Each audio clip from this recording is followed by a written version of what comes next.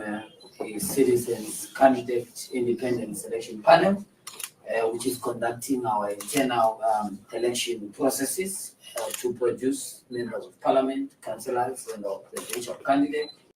I will not take much of our time. I'm going to defer proceedings to the commissioner that is responsible for this process to brief the media, after which, as per the tradition, we are going to take a few questions. Commissioners.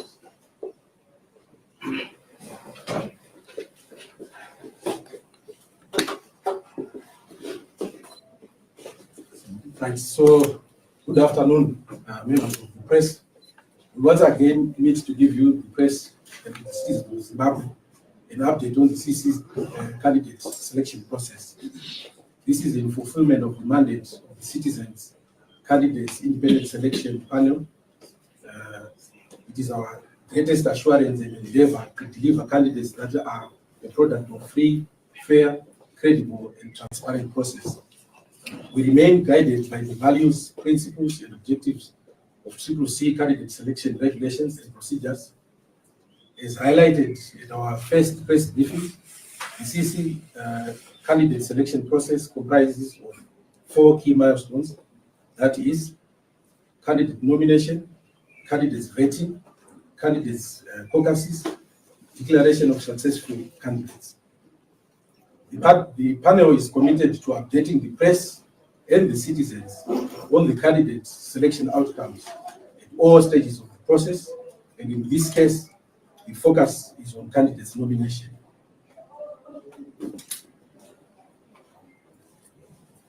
Candidate selection process commenced in earnest in all the 10 provinces on the 5th of April 2023, despite some teething problems necessitated by logistical challenges. The nomination process had an overwhelming response with success rate in all the 210 constituencies and all the wards countrywide. The nominated candidates are now undergoing second stage of selection process, which is vetting, after which the vetted candidates will go for the third stage of validation, which we will announce the final list of successful candidates. In the circumstances, the summary outcome of the candidates' nomination after consulting with stakeholders, village and street committees is as follows. In local authority nominations, nominations have been received from all the 36,000 villages, thousands of streets, and 1,970 wards. For the House of Assembly nominations, we have received nominations from all 210 constituencies. An interesting phenomenon has been noted in some hotly contested constituencies. For instance, a constituency where 11 nominations were received for 1 seat. The success factor for this process is also exhibited with the positive candidate nomination returns in some difficult to penetrate areas for the opposition that include Bokwe, Uzumba, Menezi, amongst others.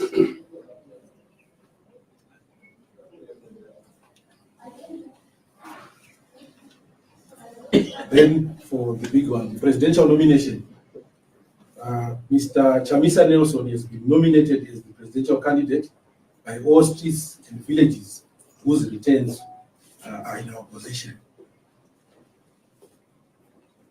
For the women and youth nominations, although CISP is yet to finalize its tally, indications are that an unprecedented number of women have been nominated. A significant number of women is also emerging in both the first past the post and proportional representation nomination.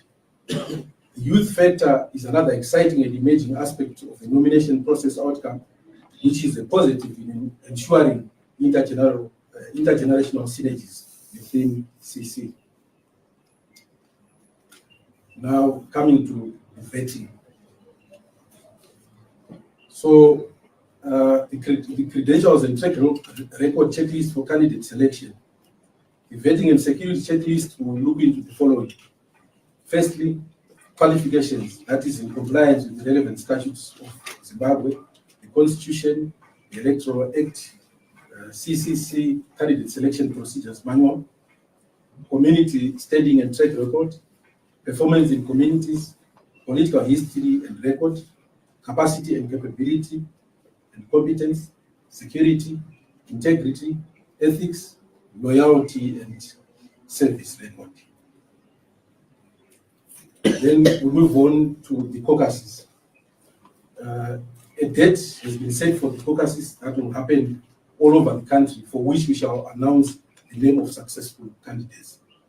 In conclusion, as we embark on the vetting stage of candidate selection, it is prudent to assure citizens that all nominated candidates will receive fair and equal opportunities during the process. I thank you. Any questions?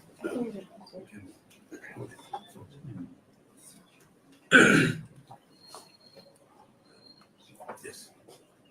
Okay, thank you so much, sir. Don Lorenzo Dovuvio in Studio 7.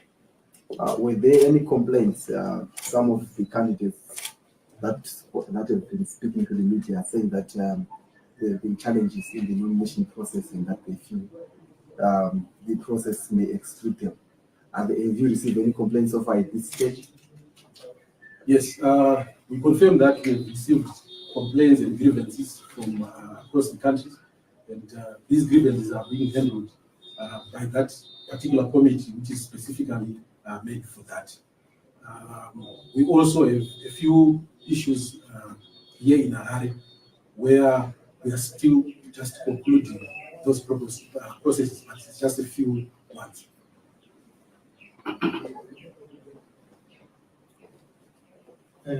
So, Mr. Nelson Chamisa has been nominated by most of the, like you mentioned, has he been endorsed yet? Or does he have to go for vetting? The procedure and the process in terms of our procedure manual is clear, but what we have given you is what we have so far.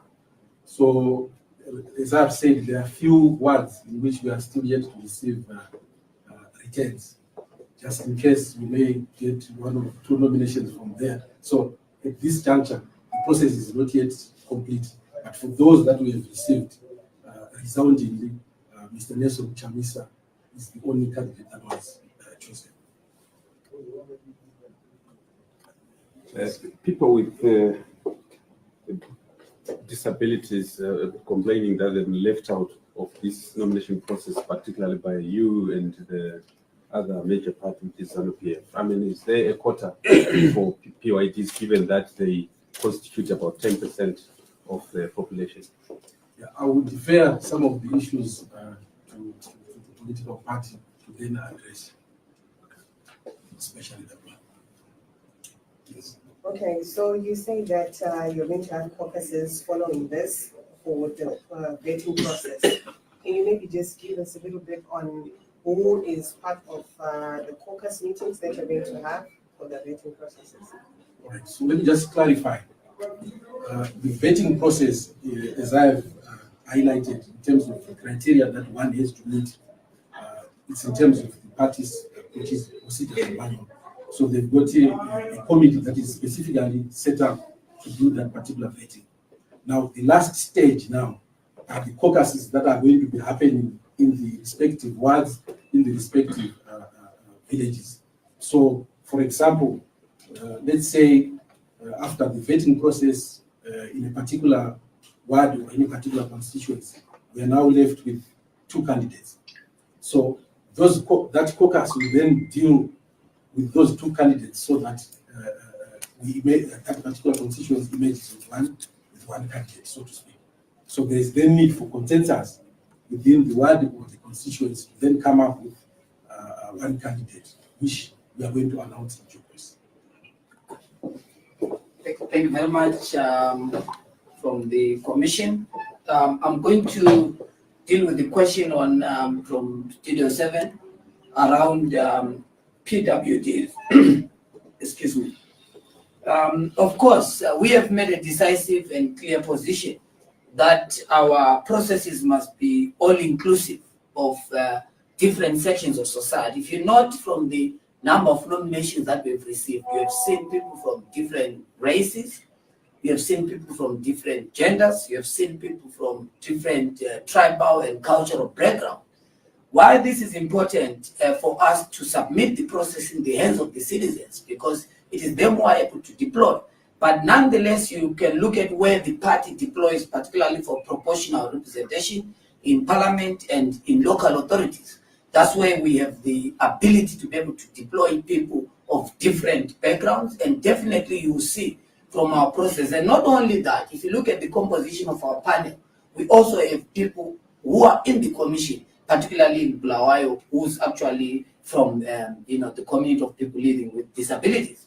So it shows our stand commitment. It shows that we are all inclusive, and we're going to make sure. And as if they've said, it's very interesting because the current process produced what ordinarily internal party primaries will not have produced, because you are seeing the elderly, you are seeing younger people, you are seeing a lot of people, even with competence, being nominated. Remember that our process was happening in a two-star system, conversing with the people in the villages and the streets, but also talking to stakeholders. So there are some people who actually came from the stakeholders, were not necessarily from the street point person, to show that we wanted to be more inclusive, to show that we want to make sure that everyone who has got the capacity and whom the society and the community feels must be forwarded are the people who are going to be vetted, after which we go to the last and final stage of validation. From validation during our caucuses, we're going to then make it public. Of course, it is the duty of the commission to do that,